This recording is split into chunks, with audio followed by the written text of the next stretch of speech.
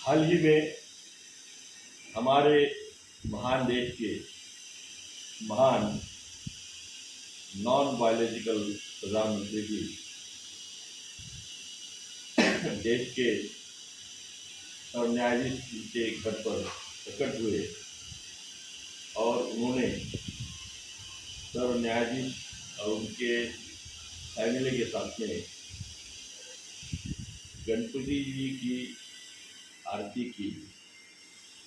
इसके बाद ना कोई पीएमओ कार्यालय से या खुद सर्व न्यायाधीश से स्पष्टीकरण आया और ना ही इसका जनता के ऊपर कोई प्रभाव देखने को मिला। लेकिन इससे जो मैसेज गया जनता में उस पर आधारित मैं आज मेरी कविता पेश कर रहा हूँ। शीर्षक है गणपति और DY चंद्रचूड़।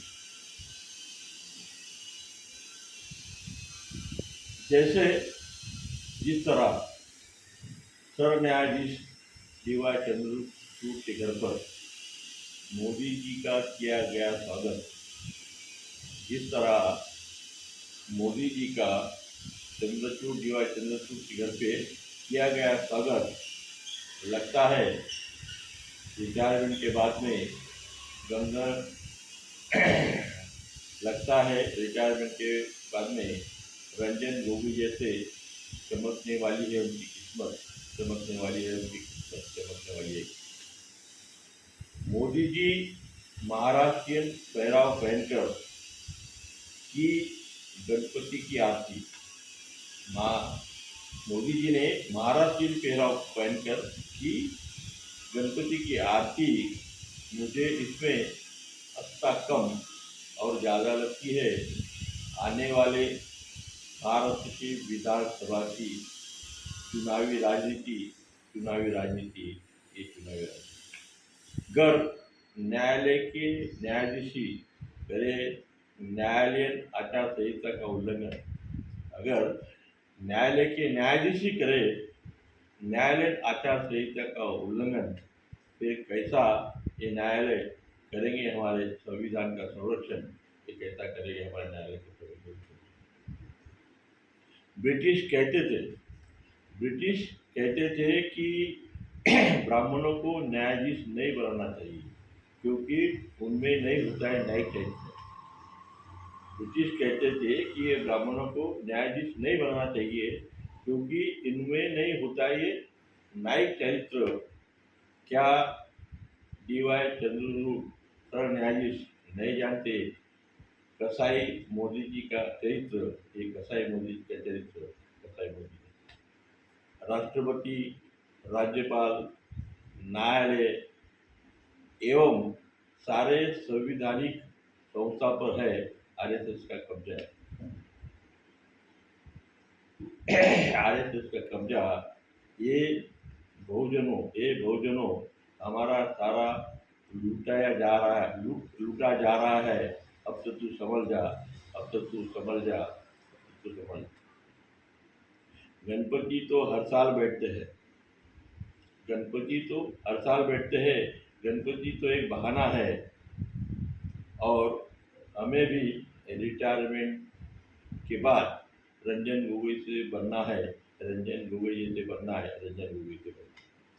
मुझे अब समझ में आया कि न्यायालय से क्यों आते हैं आधे अधूरे फैसले।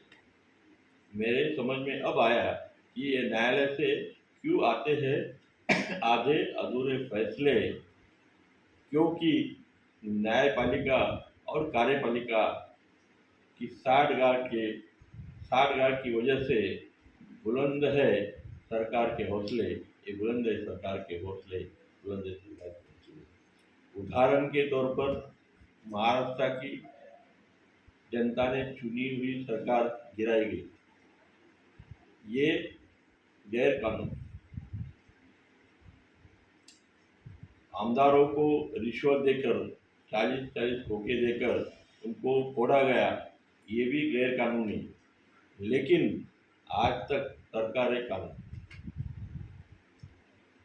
इलेक्ट्रोल बॉन्ड ये असंवैधानिक, इलेक्ट्रोल बॉन्ड ये असंवैधानिक, ईडी सीबीआई का डर दिखाकर हजारों करोड़ रुपए चंदा जमा करने वाला ये गैर कानूनी, लेकिन इसके विरोध में आज तक कोई भी कार्यवाही नहीं हुई कानूनी, कोई भी कार्यवाही नहीं हुई कानूनी, कोई भी कार्यवाही। ये जनता तो बेखबर है, ये जनता तो बेखबर है।